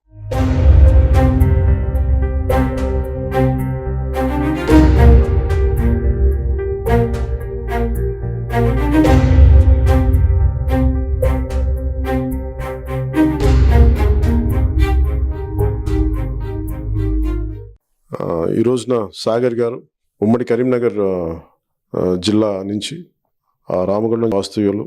ఆయన ఈ రోజున జనసేన పార్టీలో జాయిన్ అవ్వడం మనస్ఫూర్తిగా వారికి నా ఆహ్వానం పలుకుతూ ఉన్నాను. సాగర్ గారికి, ముళ్ళకుంట్ల సాగర్ గారు అందరికీ తెలుసు, ఆయన ఎంత అభిమానటుడు. ప్రతి తెలుగువారి ఇంట్లో ఆయన ఎంత పాపులర్ అయిపోయారో అందరికీ తెలుసు. ముఖ్యంగా నేను ఆయన గురించి మొట్టమొదటిసారి తెలుసుకుందే నేను మా అమ్మ దగ్గర విన్నాను. ఆయన ఇంతమంది నటులు ఉన్నా కానీ మా ఇంట్లో ఆయన మా అమ్మకి అభిమానటుడు అయిపోయారు. ఆయన పిలిపించుకు ఆయన ఎట్లాగైనా కలవాలని చెప్పి మా అందరినీ మాట్లాడి, మా నాగబాబు గారితో మాట్లాడి మరీ ఆయనతోటి ఆయన ఎంత బాగా చేస్తారు, ఆయన మొగల్ రేకులు అనే సీరియల్ దగ్గర నుంచి ఇప్పటిదాకా ప్రతిదీ ఆయన మా మదర్ చూస్తూ ఉంటారు. సో నాకు ఆ విధంగా నాకు ఆయన బాగా పరిచయం. నాకు ఆయనకి పొలిటికల్ ఇంట్రెస్ట్ ఉన్నది నాకు తెలియదు.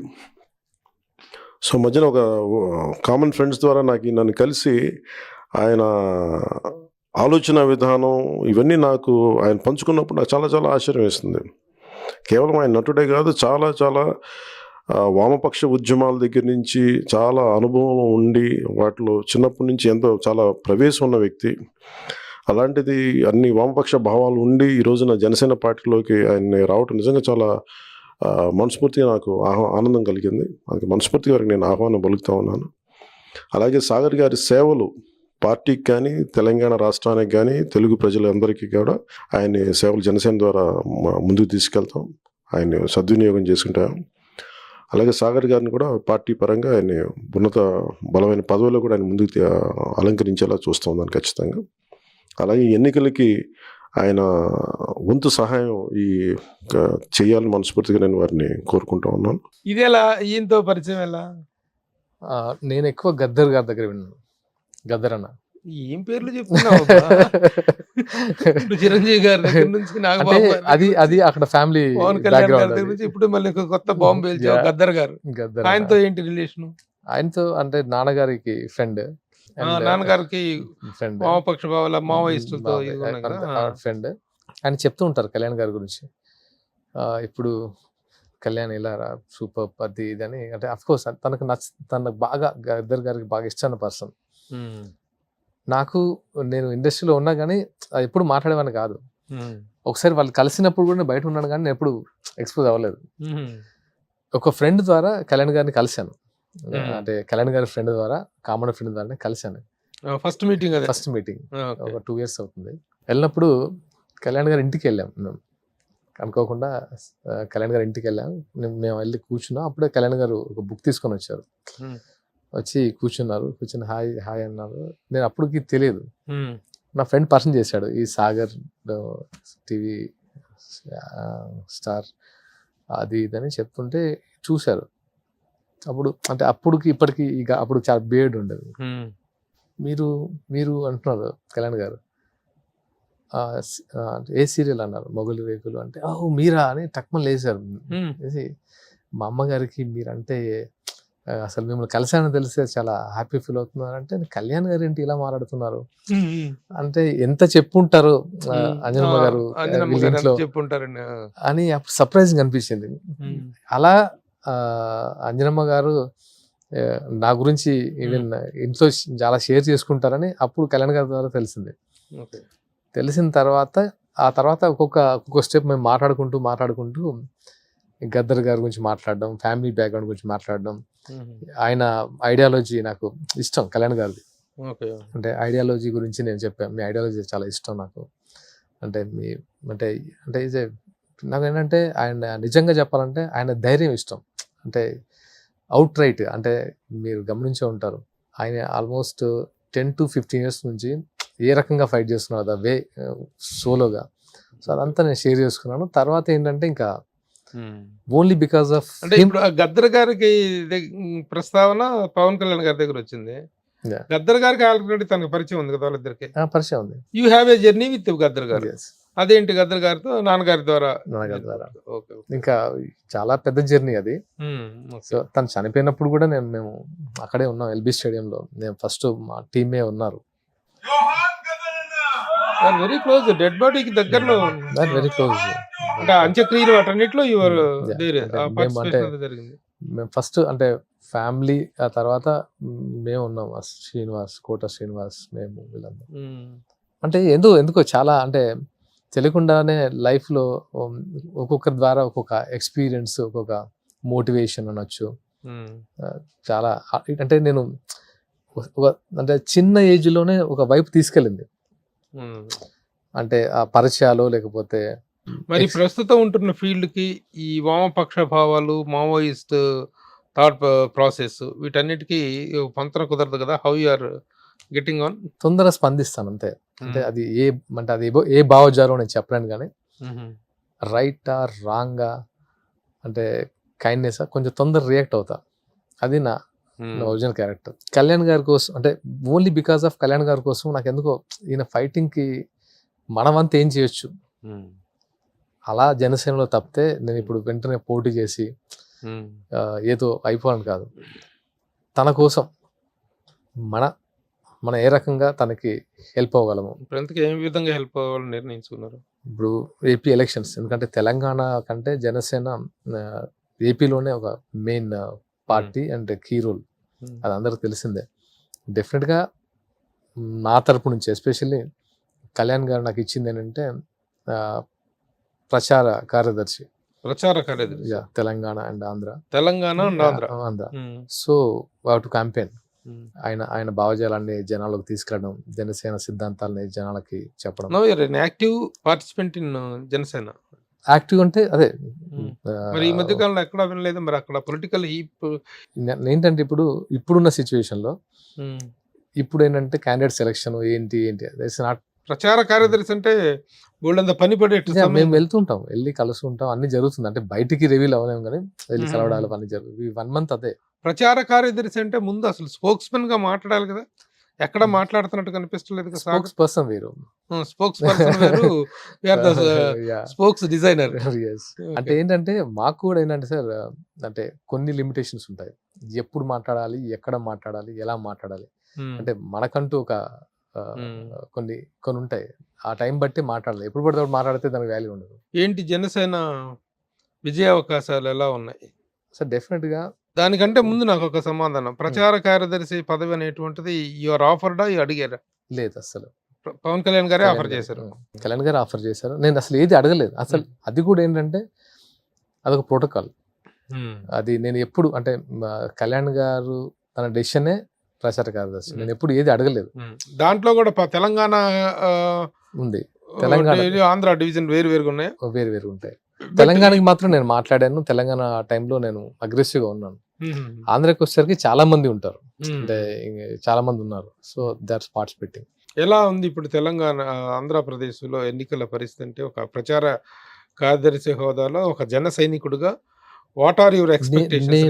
జన సైనికుడు అలా దాని అంటే ఒకటి చెప్పడం అంటే సార్, ఒకటి చెప్పను, మీ అందరికి తెలుసు, అవినీతి చేసి ఎన్ని కోట్ల డబ్బు పంప్ చేసి జనాలకు ఇచ్చి ఒక ఓట్ బ్యాంక్ వేరు, ఎవరిని అడిగితే అంటారు ఎవడు లీడరా, అందరు పొలిటికల్ లీడర్స్ అందరూ ఎవడోడు ఎంతో కొంత తీసుకున్నాడు, కానీ కళ్యాణ్ గారు అది కాదు. అదొక్కటి ధైర్యంగా చెప్పగలం, కళ్యాణ్ గారు అవినీతి పరుడు కాదు.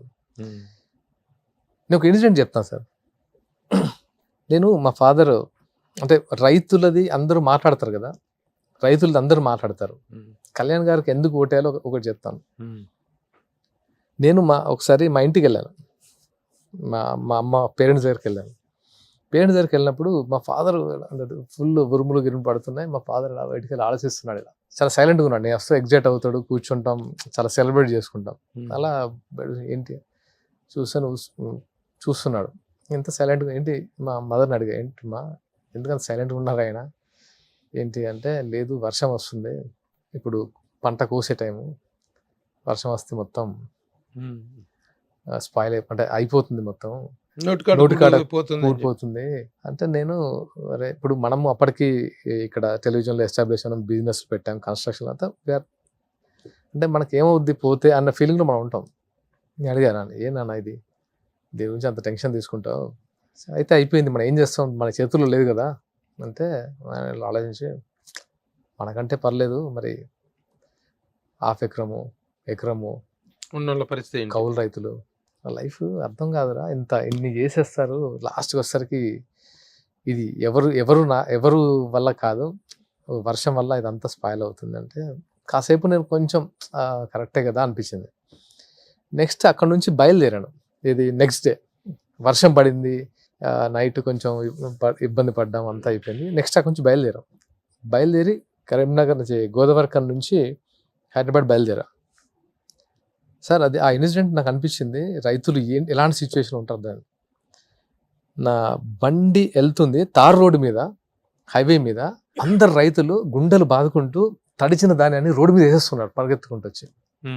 అంటే వాళ్ళకి అదే తడిచిన ధాన్యాన్ని రోడ్ల మీద వేసేసి ఆరబెట్టడానికి అలా ఒక 3-4 కిలోమీటర్లు జరుగుతుంది. అందరిలో ఏడుపులు, అంటే ఎలాంటి ఏడుపులు అంటే ఇక ఒక 3-4 కిలోమీటర్స్ గుండెలు బాదుకుని, అబ్బా అసలు వీళ్ళ లైఫ్ నిజంగా, అంటే మనం ఉన్న పొజిషన్ వేరు, వీళ్ళ లైఫ్ వేరు అసలు. ఆ తర్వాత అనిపించింది ఏంటంటే, ఒకసారి కౌలు రైతులకి స్వంతం అని పవన్ కళ్యాణ్ గారు ఇచ్చారు. నాకు ఆ ఇన్సిడెంట్ గుర్తొచ్చిందారా, ఈయన మామూలు కాదు అసలు. ఇలా రైతుల పరిస్థితిని అర్థం చేసుకుని గవర్నమెంట్ అనేది ఏ రేంజ్లో స్పందిస్తుందో ఏదో పక్కన పెడితే ఓన్గా, సో అలా తన మీద తెలియకుండానే నాకు ఒక అభిమానము. దాంతో పాటు అంటే నేను సినిమాలు చూసి కళ్యాణ్ గారికి అభిమానం కాదండి, తన ఆశయాల వల్ల తన మీద అభిమానం వచ్చింది. అలా ఒక్క ఇన్సిడెంట్ ఏంటి సార్, నువ్వు ఎక్కడ ప్రాబ్లం వచ్చిన ప్రతి ప్లేస్లో ఆయన ఉంటారు. గవర్నమెంట్ కంటే ముందు ఆయన ఉంటాడు, ఆయనే గవర్నమెంట్ అయితే. కానీ ప్రస్తుతం చూస్తే కూటమి అభ్యర్థుల మధ్య ఇది లేని కారణంగా కూటమిలో వచ్చిన సీట్ల సంఖ్య తక్కువ, 24 తీసుకుని మళ్ళీ దాంట్లోంచి 3 రిటర్న్ ఇచ్చేసి 21 సీట్లతో ఆయన ఉన్నాడు. అలాగే 2 అసెంబ్లీ సీట్లు, పార్లమెంట్ సీట్లు, ఈ మాత్రానికే పరిమితం అయ్యాడు. ఆ విషయంలో జన సైనికులు చాలా అసంతృప్తితో ఉన్నారు. ఒకటే అడుగుతాను సార్, ఆయన ఎవరి కోసం చేస్తున్నారు సార్? ఆయన చేసే సాక్రిఫైస్ అంతా రాష్ట్రం బాగుండాలని, రాష్ట్ర ప్రయోజనాల కోసం చేస్తున్నాడు. కానీ నేను సీట్లు గీట్లు ఇవన్నీ కాదు సార్. అరే ఇదంతా ఆయన ఎందుకోసం చేస్తున్నాడు, దేనికోసం చేస్తున్నాడు? ఆయనకు పొత్తు పెట్టుకోవాల్సిన అవసరం ఏంటి? బీజేపీని పొత్తులోకి లాగాల్సిన అవసరం ఏంటి? అంత తీసుకోవాల్సిన అవసరం దేని గురించి? ఆయన సీఎం కావడానికి కాదు కదా సార్. బీజేపీని పొత్తులోకి లాగటం వల్ల దీనికి ఆయన సీట్లో కూర్చోడానికి కాదు కదా. గవర్నమెంట్ ఫామ్ అవుతే జనాలకు సంథింగ్ చేయాలనే ఉద్దేశం తప్పితే ఆయన కోసం అయితే కాదు. నేను దాన్ని అయితే కన్సిడర్ చేస్తాను. అదే జగన్ లేని ప్రభుత్వం కావాలనేటువంటి దాని ఆశయం, దానికోసం వర్క్ చేస్తున్నాను చాలా సందర్భంలో ఓపెన్గా చెప్పారు. అది ఓకే. ఇప్పుడు ఆ జగన్ లేకుండా చేసే అవకాశాలు ఏమాత్రం ఉన్నాయి అనేటువంటిది అడుగుతున్నాను. ఇంకొంచెం టైం అవుతే గానీ ప్రాపర్ గా ఎలక్షనీరింగ్ ఎలా జరుగుతుందో చెప్పగలం. ఈ కూటమిలో సీట్ల సర్దుబాటు తర్వాత, సీట్ల అలాట్మెంట్ తర్వాత ఏర్పడినటువంటి అసంతృప్తి అనేటువంటిది ఇప్పుడు కూటమికి విజయ అవకాశాలను చాలా దెబ్బతీస్తుంది. 1-2 జరుగుతుంటాయి, దాన్ని అన్ని ప్లేసుల్లో కన్సిడర్ చేయడం కరెక్ట్ కాదు. 1-2 చోట్ల అన్ని ప్లేస్లో జరుగుతుంది, అది ఎప్పుడైనా జరిగింది. ప్రచారంలో సిద్ధం సభలతోటి ప్రచారంలో జగన్ దూసుకుపోతున్నాడు, దడ పుట్టిస్తున్నాడు కూటమికి అనేటువంటిది ఒక ఇది ఏర్పడింది. ఎంతవరకు నిజం? దీన్ని ఏకీభవిస్తారు. ఎవరి స్ట్రాటజీ వాళ్ళ సార్. అంటే వాళ్ళ ఎప్పుడు ప్రత్యర్థి అయినా సరే వాళ్ళు ఎలా ఫైట్ చేయాలో వాళ్ళకి తెలుసు. బట్ ఫైనల్ గా జనాలు ఎవరికి ఓటేయాలనుకుంటున్నారో వాళ్ళ మనసులో ఉంటుంది. మనం ఎంతైనా చేస్తాం సార్, ఎంతైనా ఇప్పుడు అంతేందుకు సార్, ఇక్కడ టిఆర్ఎస్ గవర్నమెంట్ ఉంది, ఇది మాట్లాడకూడదేమో కదా సార్. అంటే నాకు అనిపించింది, నేను కాంగ్రెస్ పక్షాన కానీ టిఆర్ఎస్ పక్షాన కానీ బీజేపీ పక్షాన చెప్పట్లేదు, ఈ రేంజ్ లో ఎక్స్పెక్ట్ అయితే చేయలేదు టిఆర్ఎస్ ప్రభుత్వాన్ని ఇప్పుడున్న సిచ్యువేషన్ అయితే ఎక్స్పెక్ట్ చేయలేదు. మీరు ఎక్స్పెక్ట్ చేశారు సార్ అంత? So anything can happen. జనాల్లో జడ్జిమెంట్ ఎలా ఉంటుందో ఎప్పుడు గెస్ కూడా చేయలేదు సార్. అందరూ ఏదో చెప్తుంటారు, అది వాళ్ళ మనసులో ఉంటుంది. ఓటు వేసిన తర్వాత వాళ్ళకు వెపన్, వాళ్ళకు ఆయుధం ఉంది, ఆ ఓటు అనేది. సార్ అయ్యో మీకేస్తారు అంటారు, ఆయన కాదంటారు, రేపు పొద్దున ఆయనకేస్తారేమో. ఎందుకంటే వాళ్ళకు ఉంటాయి, వాళ్ళకి పథకాలు పోతేనో భయమో, లేకపోతే ఇప్పుడే మాట్లాడితే నా మీద కక్ష కడతాడో. ఇప్పుడు కాపు సామాజిక వర్గం మొత్తం కూడాను పవన్ కళ్యాణ్ గారు వెంట నడుస్తుంది ఉంది అనేటువంటి కాన్ఫిడెన్స్ ఉందా? నేను కాపు అంటే కళ్యాణ్ గారు ఒక కాపు సామాజిక వర్గానికి చెందిన వ్యక్తి మాత్రం కాదు సార్. ఆయన ఎప్పుడు ఒక కులానికి సంబంధించిన వ్యక్తి అయితే కాదు. ఉన్నా ఉండపోయినా ఆయన అందరి మనిషి. ఆయన అందరి కోసం చేశాడు, ఒక కులం కోసం కాదు, అన్ని కులాల కోసం ఆయన ప్రయత్నం చేశాడు. అన్ని కులాలని ఒకే రకంగా చూస్తాడు. ఆయన కులానికి మాత్రం లాగదు. కాపులను తీసుకెళ్లి కమ్మ వాళ్ళ కాళ్ళ దగ్గర పడేస్తున్నాడు పవన్ కళ్యాణ్ అని ముద్రగడ లాంటి వ్యక్తి చేస్తున్నటువంటి ప్రచారం. ముద్రగడ గానీ కొంతమంది కాపులకి ఇచ్చారు అనుకోండి సార్, కాపుల మీదే ఇట్లా దృష్టి పెట్టారు అనుకోండి, ఈయన కులానికి సంబంధించిన వ్యక్తి అంటారు, వీళ్ళే అంటారుగా. ఇప్పుడు ఓన్లీ కాపులు గంట కడతారు. లేదు అన్ని కులాలు మావే అంటే కాపులను తీసుకెళ్లి అక్కడ పడేస్తారు, ఇక్కడ పడేస్తారు అంటారు. ఇది మాట్లాడడానికి నాలుగు ఎటంటే మాట్లాడుతుంది. దానికి ఆ మనిషి ఏంటి కావాలి మనకు, ఆ మనిషి ఏంటి.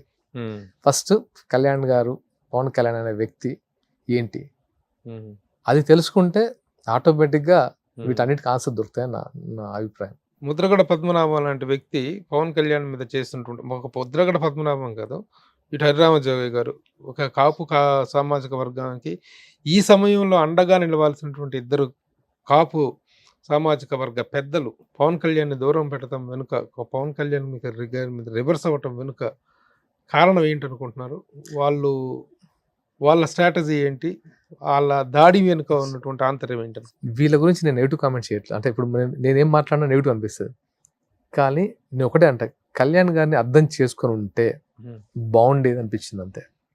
ఆయన దేనికోసం చేస్తున్నాడు, మనం ఏం సాక్రిఫైస్ చేయాలి, అందరికి అన్ని కావాలంటే కుదరదు సార్. కొన్ని సాక్రిఫైస్ చేస్తేనే కొందరు ముందుకెళ్తారు. ఇప్పుడు కూటమికి మద్దతు పలకటం, ఇప్పుడు రాజమండ్రిలో జైల్లో పరామర్శించడానికి వెళ్ళినటువంటి వ్యక్తి బయటికి వచ్చి రాగానే కూటమిని ప్రకటించడం అనేటువంటి దాని మీద బాగా విమర్శ. అంటే చంద్రబాబు గారి అరెస్ట్ ని ఆయన తీసుకున్న విధానము, అంటే ఈ రాష్ట్రంలో పరిపాలన ఎలాగుంది, ఎలాంటి అంటే మాట్లాడితే నోరు నొక్కేయడము, అవన్నీ ఆయన చూశారు సార్.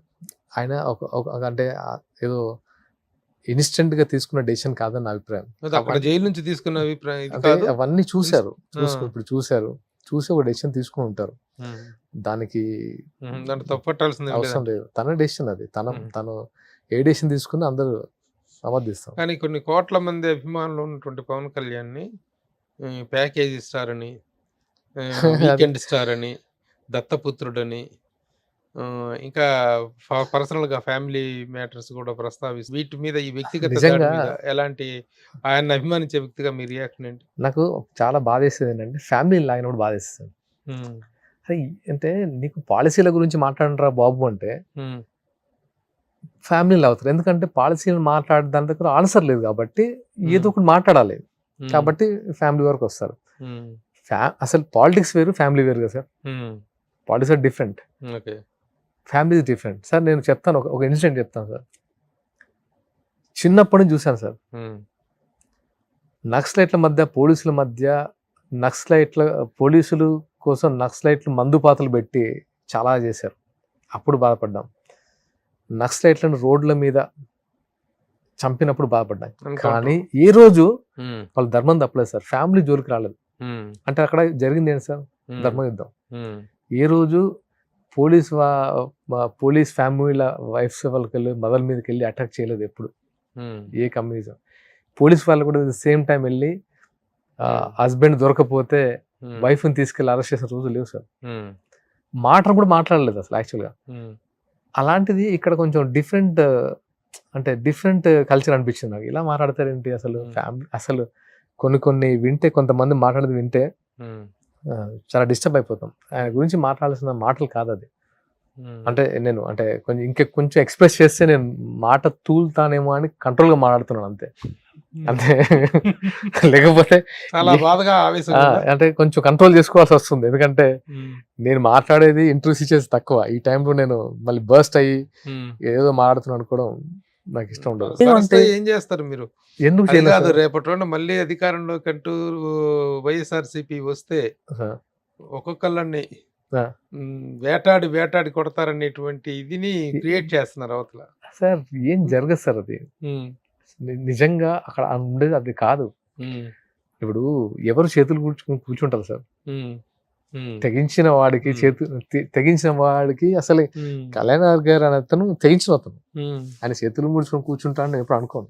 ఇప్పుడు వీళ్ళకి ఫ్యామిలీ పరంగా వస్తున్న ప్రచారం, మెగా ఫ్యామిలీలో మిగతా మెంబర్స్ కూడా ఉన్నారు కదా. ఇప్పుడు రామ్ చరణ్ గానీ, అల్లు అర్జున్ గానీ, మిగతా యంగ్ హీరోలు ఉన్నారు, సాయి ధరమ్ తేజ గానీ, వీళ్ళందరూ ప్రచారానికి వచ్చే అవకాశం ఉందా? అది వాళ్ళ ఇష్టం సార్. అది ఎందుకంటే వాళ్ళకి ఇప్పుడు కొంచెం పొలిటికల్ ఇప్పుడు నేను ప్రచారం ఎందుకు వస్తానంటే నాకున్న అభిమానమో లేదా నేను చూసిన అంటే ఇప్పుడు అరే ఇలాంటిది ఉండకూడదు బాబు, మనం ఏదో చేద్దాం, ఆయనతో పాటు మనం కూడా ఒక అంటే ఏదో ఒక చిన్న ఆయన చేతులు రాయి అవడమో లేకపోతే ఆయన చేతులు గన్ అవడమో లేకపోతే మన వంతు ఏదో చేద్దాం అనుకుంటాం. నీవన్నీ చూశాను కాబట్టి నాకు ఆవేశం ఉండొచ్చు.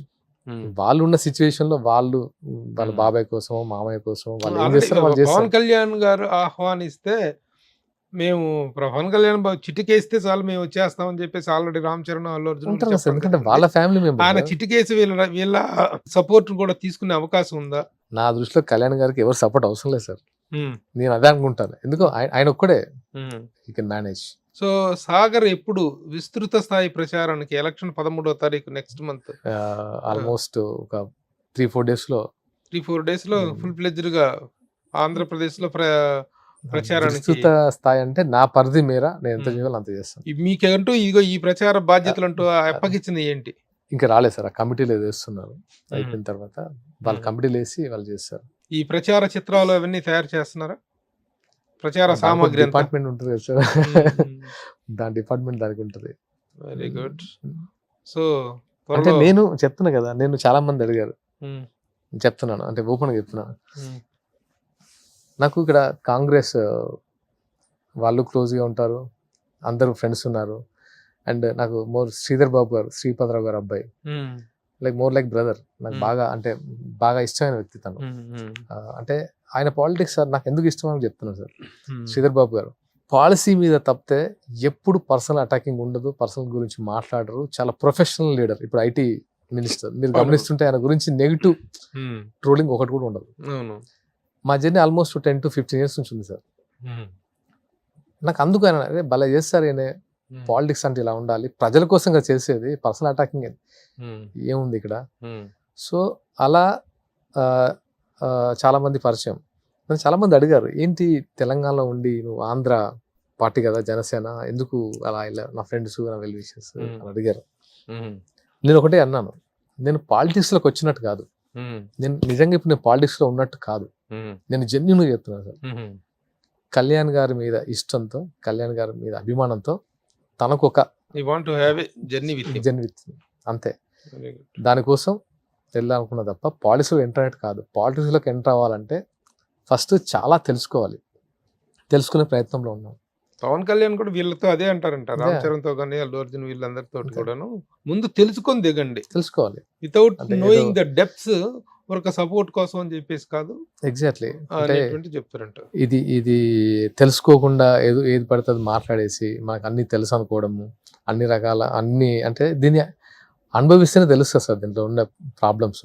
అక్కడ కూటమి అధికారంలోకి వస్తే సాగర్ ఏదైనా మంచి ఆఫర్, ఆ ఎక్స్పెక్టేషన్స్ ఏమీ లేవు సార్ నాకు, అసలు ఎక్స్పెక్టేషన్స్ లేవు. చెప్తున్నా కదా సార్, నేను జస్ట్ ఆయన ముందు అభిమానంతోనే ముందుకెళ్తాను. నీకేమైనా బెదిరింపు కాల్స్ కానీ వస్తున్నాయి పవన్ కళ్యాణ్ దాంట్లో పార్టీలో చేరటం వల్ల, ఒక యాక్టర్ అయిన తర్వాత? అలాంటి కాల్స్ రాలేదు, బెదిరిస్తే భయపడేది లేదు. నేను చూసిన దాంట్లో అసలు నాకు బెదిరించేవాడే లేడు. మాట్లాడటం చాలా స్లోగా మాట్లాడుతున్నావు కానీ థాట్స్ మాత్రం చాలా షార్ప్ గా ఉన్నాయి. అంటే very good. Feeling very happy, sparing lot of time. Thank you sir, thank you so much. TV serials గురించి, సినిమాల గురించి, ఎంట్రీ గురించి, నేను- మెగాస్టార్ గురించి, అంజనమ్మ గారి గురించి, పవన్ లాస్ట్ కళ్యాణ్. కూడా చెప్పారు సార్. అంటే నేను క్యారెక్టర్ చెప్తున్నాను, అంటే ఇప్పుడు ఇది ఎండ్ చేయాలనుకున్నాను. నా స్కూలింగ్ ఎలా ఉండదంటే సార్, ఉమ్. అంటే ఇది చాలా అంటే ఆ స్కూలింగ్ నుంచి వచ్చినటువంటి ఇది కనిపిస్తుంది. అదేంటి ఇది? చిన్మయ విద్యాలయం. చిన్మయ విద్యాలయం. మాకు ఎలా ఉండదంటే సార్, ఉమ్. స్టడీస్ కంటే ఎక్కువ క్యారెక్టర్ మీద ఫోకస్ చేసేవాళ్ళు. ఉమ్. పొద్దున్నే మాకు ఆ పేట్రాటిక్ సాంగ్స్ ఉమ్. జనగణమన నుంచి స్టార్ట్ చేసి ఉమ్. మధ్యాహ్నం గురు బ్రహ్మ గురు విష్ణు బ్రహ్మ ఇవన్నీ శ్లోకాలు. అండ్ మాకు ఎగ్జామ్ ఎలా ఉంటుంది తెలుసు సార్, ఒక పెద్ద హాల్లో ఉమ్.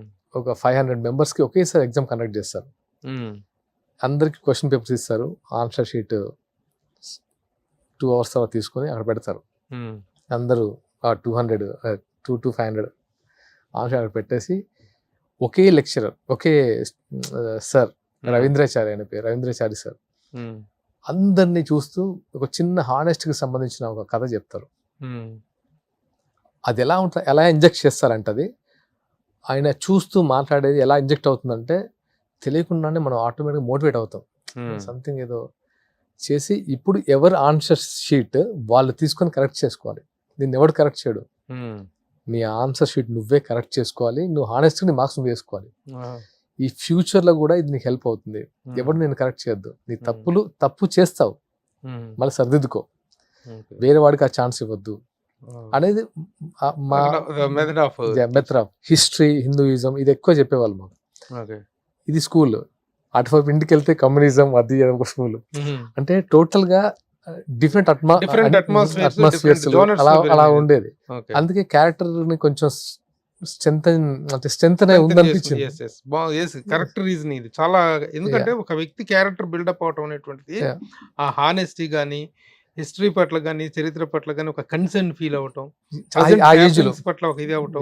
ఆ చిన్న ఏజ్ లో మోటివేషన్ ఎలా ఉండేదంటే చాలా స్ట్రాంగ్ గా ఉండేది. ఉమ్. అంటే భయము ఇవన్నీ అట్లా కాకుండా హానెస్టీ, నువ్వు వేరే ఫేసింగ్ ఫేసింగ్, అంటే నువ్వు ఏదైనా ఫేస్ చేయాలి యువర్ లైఫ్. Very good. అలా మాకు బాగా, అంటే అందరు నాతో నేనే కాదు, నా ఫ్రెండ్స్ కూడా ఉన్నారు.